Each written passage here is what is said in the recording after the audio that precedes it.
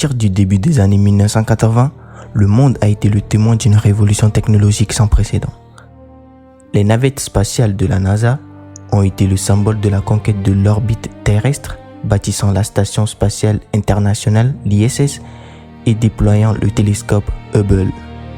Ces missions ont fait de l'espace un lieu de travail. Mais pourtant aujourd'hui, le ciel est silencieux. Ces vaisseaux légendaires ne sont plus en cours d'utilisation. Ils dorment désormais dans des musées, figés dans le temps. Alors pourquoi une technologie aussi avancée a-t-elle pu devenir obsolète d'un jour à l'autre? Dans cette vidéo, nous allons retracer le chemin de ces engins révolutionnaires, de la toute première mise à feu jusqu'à leur retraite définitive. Je vous laisse plonger dans l'histoire, les triomphes et les tragédies qui ont marqué l'épopée des navettes spatiales de la NASA. Mais avant que je ne commence, n'hésite pas à liker, à t'abonner et à me laisser en commentaire le thème d'une prochaine vidéo. L'histoire commence dans les bureaux d'études des années 70. Après avoir marché sur la Lune, la NASA veut une machine capable de transformer l'espace en une banlieue terrestre. Ils imaginent un hybride, un vaisseau qui décolle comme une fusée, orbite comme un satellite et atterrit comme un planeur.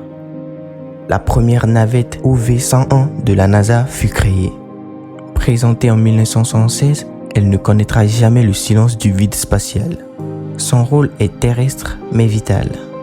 Lors des tests, elle est lâchée dans Boeing 747 pour prouver qu'une brique volante de 75 tonnes peut se poser sans moteur. Mais la navette spatiale OV-101 ouvre la voie mais reste au sol, laissant la gloire à ses sœurs à venir. Le 12 avril 1981, le monde retient son souffle. La navette spatiale Columbia, encore appelée OV-102, s'élance pour la mission STS-1. C'est un moment unique dans l'histoire. Jamais une nation n'avait testé un nouveau vaisseau spatial avec des humains à bord dès le premier vol. Avec une masse d'environ 2022 tonnes, Columbia est la plus lourde de toutes, la plus massive, une pionnière couverte de tuiles thermiques noires et blanches. Pendant 22 ans, elle sera le laboratoire d'élite de la NASA, totalisant 28 missions.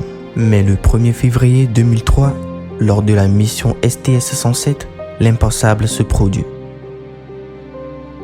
Une brèche dans son bouclier thermique, causée par un morceau de mousse isolant au décollage, provoque sa désintégration lors de sa rentrée dans l'atmosphère. Les 7 astronautes de cette mission périssent et Columbia devient une légende tragique qui forcera la NASA à repenser toute sa sécurité. Entre-temps, le programme avait pris son envol avec Challenger, encore appelé OV-099. Mise en service en 1983, elle était initialement une structure de test avant d'être convertie pour un vol. Elle enchaîna 10 missions éclairs. Le 28 janvier 1986, après seulement 113 secondes de vol, Challenger explose sous les yeux des écoliers du monde entier.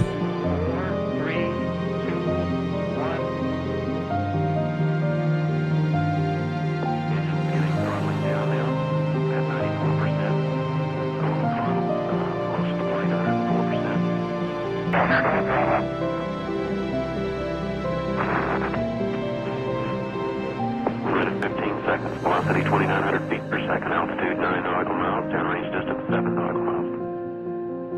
Un champ d'étanchéité défectueux, scellé par une nuit trop froide en Floride, avait cédé. Ce crash paralyse le programme pendant plus de 2 ans. C'est Discovery, encore appelé OV-103, qui a la lourde tâche de ramener l'Amérique dans les étoiles en 1988. Mise en service en 1984, Discovery est la survivante, la machine la plus fiable de la flotte. Avec 39 missions au compteur, c'est elle qui, en 1990, déploie le télescope spatial Hubble, changeant à jamais notre compréhension du cosmos. Elle transporte des sénateurs, des vétérans d'Apollo et des tonnes d'équipements pour l'ISS. Discovery est la championne de la distance, ayant parcouru plus de 238 millions de kilomètres avant de prendre sa retraite en 2011. En 1985, Atlantis, encore appelée OV-104, rejoint la famille. Elle devient l'ambassadrice de la paix.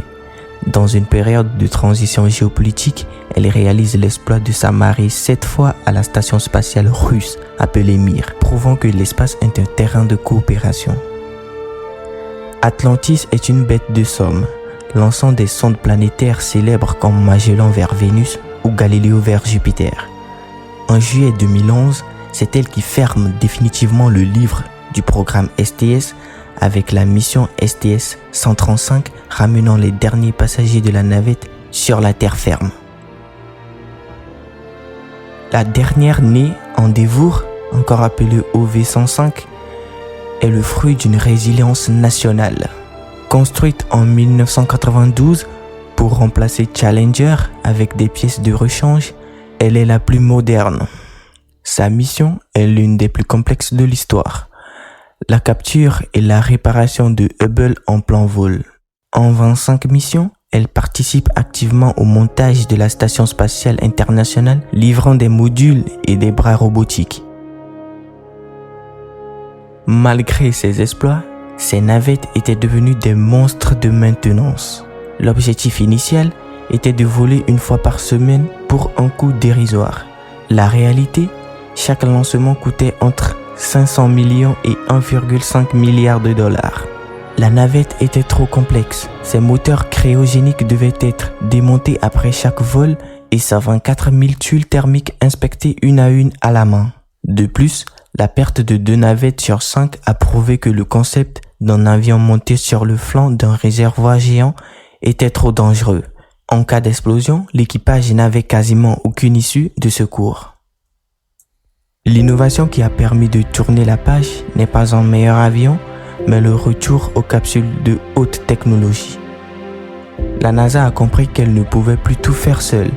Elle a ouvert la porte à des entreprises privées, comme SpaceX, avec sa fusée Falcon 9 et sa capsule Dragon. Les capsules modernes sont placées au sommet de la fusée avec un système de propulsion d'urgence capable d'éjecter les astronautes en cas d'anomalie, ce que les navettes ne pouvaient pas faire.